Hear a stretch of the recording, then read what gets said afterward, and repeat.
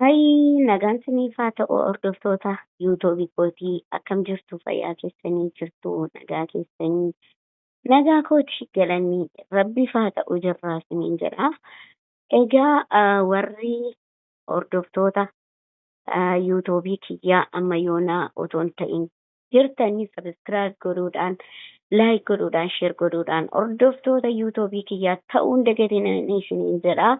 Warri immoo hordoftoota yuutuubii kiyyaa taatanii amma yoona na jajjabeessaa jirtan egaa laayik godhuudhaan na gargaaraan siniin jedha. Galatoomaa warra amma yoona laayik naa godhaa jirtan yuutuubii koo na jajjabeessaa jirtan galatoomaa siniin jedha. Maatii amboo yuutuub galatoomaa siniin jedha.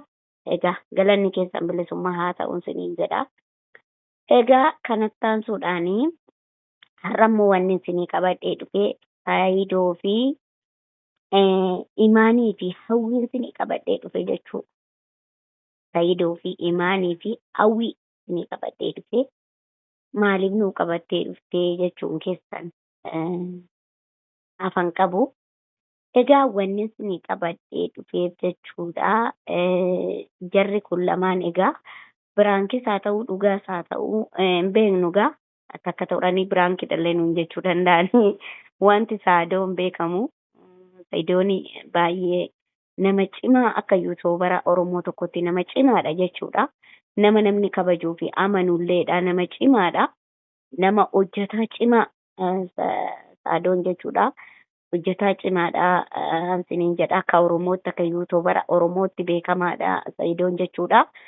Egaa Saayidoon akkuma beekamu Yeemanii ture.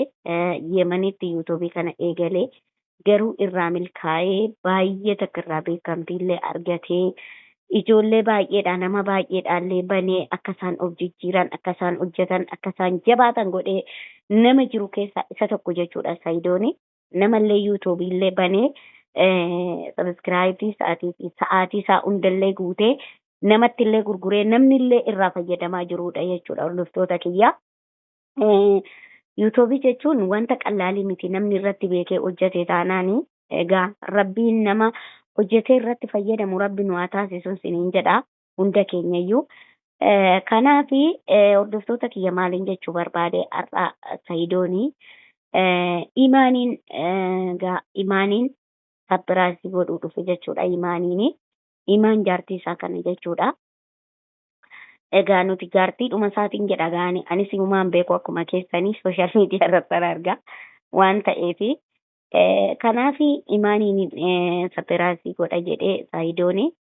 Imaan gaa akkuma beektan dubartii tolee malee hin beekne dubartii kabajaa qabdu dhiiraaf abbaa manaa ishiitiif dubartii gadi jettu maashaallah rabbiin ishiirratti haa irraanfatu dhugaa rabbii dubartii gadi jettuudha.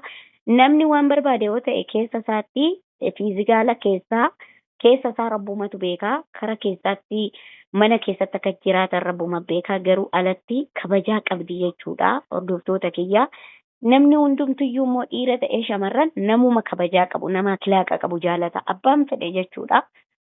Kanaafi hawwiin immoo akkuma argitan sellephiftuudha jechuudha. Kabajaa hin qabdu jechuudha. Xalxaallee jechuudha. Xalxaallee bakka qalbii hin qabdu jechuudha ishiin. Ishiin qalbii hin qabdu jechuudha. Egaa qalbii hin qabdu utaalteetuma waanuma barbaadde mooqxi jechuudha. Kanaafuu hordoftoota kiyya egaa sabbiraasiin imaan godha jedhee Saayidoon akkuma egaa inni mana akkasuma algaa duulaaba jechuudha. Algaa qumsaaxinii soofaa minaamina egaa Saayidoon keessanii mana soofaa mana algaa mana wanni adda addaa banee jira jechuudha. Dhugaa rabbii hordoftoota kiyya ani baay'een gammade garuu jechuudha. Maaliif gammadde jechuun keessanii nafuus Saayidoon nama cimaadha. Namni illee kabaju namni amanu jechuudha. Amanamaadha jechuudha. Amanamaan garuu rabbiin tokkicha garuu haa ta'u malee akka nama gizee kanaa miti Saayidoon jechuudha. Kanaaf inni amma mana hojiidha jechuudha. Bakka hojii itti hojjetan bakka waan adda addaatti hojjetan kana banuunsaa dhugaa rabbii nama baay'eedhaaf hojiillee ta'a. Nama baay'eetti fayyadamuullee danda'a jechuudha. Nama baay'eedha amanamummaadhaan illee hojjechiisa jechuudha. Saayidoon nama cimaadha. nama beekumsa qabulleedha, nama beekamaadha jechuudha. Nama namni baay'een illee amanuudha akkan inni beekutti jechuudha. Kanaaf hordoftoota kiyya asumaan wanti isiniin jedhu Saayidoo irraa meeshaa dalagsiifachuu hin dagatinaan isiniin jedha ijoolleen biyyaan baa jirtanii algaa, duulaaba, algaa, qumsaaxinii, soofaa dalagsiifachuun irraanfatinaan isiniin jedha. Amaanaadhaan otti kennatan imaanaadhaan innis hojjetee isinii dhiyeessan isiniin jedha.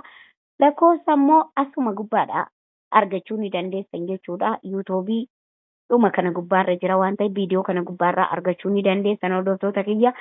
Saayidoon mucaa cimaadha jechuudha. Jajjabeessaan isiniin jedha hordoftoota kiyya. Egaa kanattaan sudhaanii egaa akkuma inni saapiraayisii godhuudha imaaniin fuudhee hawwii fi imaaniin achi keessatti imaan egaa imaan suuta jetti qalbii qabeettiidha dubartii qalbii qabeettiidha jechuudha. Egaa hordoftoota kiyya hawwiin akkuma isin argitan qalqal jetti xiqqoo ishee jechuudha. Hawwiin hin jarjarti. Hawwiin ximis gootee gamada silaa akka seera isaatitti namni tokko nasa biraatti nama godhee dhiirri tokko dubartii lama sadi soo qabaate dubartiin sun dhiira abbaa manaa ishii sana faana harka isaaniitiin jechuudha. Billaa sana maqasii sana harka isaanii sadeeniin qabatanii muruu qabu malee akkanaa miti jechuudha. Egaa ishiin nan mura jetteetuma egaa ofuma ximis gootee utaaltee jidduu seente jechuudha. Uumaa maraatummaa jechuudha inni kun akka fayyaa otoo hin taane hordoftoota kiyya. Kanaaf ani wannin jechuu barbaade tokko namni yoo kabajaa qabaate, yoo tasgabbii qabaate, yoo obsa qabaate waan hundaa hin qaqqaba jechuudha. Waan hundaa hin qaqqaba. Kanas ta'ee sana jiruun kun qabeenya walooti jechuudha. Qabeenya waloo isaaniiti. Yoo dhuguma gaa dubartoota lama ta'anii jiraatanii qabeenya waloo isaaniiti waan ta'eef eenyumtuu bakka itti fayyadamu jechuudha. Itti fayyadamu. Namni gizee kanatti dhiirri gizee kanatti hojii banee hodhu itti hojjedhu akkanatti ishiin jedhu hin jiru jechuudha. Namuma rabbiin carroomse malee namuma rabbiin carraa kennee fi abbaa manaa gaarii qabu yoo ta'e malee hin jiru jechuudha. Hordoftoota kiyya gizee kanatti faa hin jiru jechuudha. Gizee kanatti faa hin jiru. Garuu ijoolleen kun akkanan ilaalutti hawwiin illee natti fakkaatu imaan dubartii kabajaa qabdu, dubartii lallaaftuudha, dubartii kabajaa qabdu. Hawwiin illee biraan keedhaa dhufuu dandeessi hin beeknu. Kanaaf hordoftoota kiyyaa warri bakka namni godhachuun isin gammachiisu laayik godhaatiin natti argisiisan isiniin jedha. Egaa namni yoo godhate hordoftoota kiyya namni yoo qabeenya godhate yoo bakka waan bareedaa tokko namni hojjetate ani hedduun gammada dhugaa rabbii jechuudha. Hedduu na gammachiisa. Hedduun gammada hedduu natti tola jechuudha. Hedduu na gammachiisa. Kanaaf saadoon gaa'arraa akkanatti Saayidoonii akkanatti gaa'arraa saapiraayisii ajaa'ibaa godhee jira jechuudha. Hordoftoota kiyyaa viidiyoo kana keessatti ilaaluu dandeessu. Bakka kan ajaa'ibaati jechuudha kan inni godhee baay'ee tokko dhugaa rabbii jechuudha. yuutuubii isaa jalallee innaan deemee ilaalu namoonni yaada akka inni mana meeshaalee adda addaa banu yaada gaafataa turanii jechuudha. Hordoftoonni isaa Saayidoon akkuma beektan yuutuubara guddaadha jechuudha. Yuutuubara guddaadha. Akka Oromootti yuutuubara guddaadha jechuudha. Akka nama Oromooffa dubbatu tokkotti.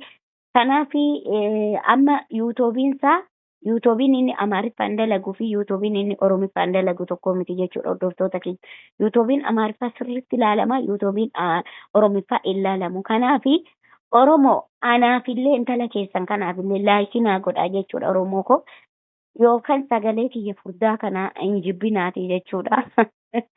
Sagaleen kiyya immoo duraanuu furdaadha. Garuu immoo amma immoo na dhukkuba jechuudha. Amma immoo waan na dhukkubuufi waan na dhukkubuufi jechuudha. Waan na dhukkubuuf baay'ee sagaleen kiyya narratti badee jira jechuudha. Kanaaf akka amantaa keessanii ta'anaafillee du'aa naa godhaa isiniin jedha. Kadhannaa keessanan barbaada.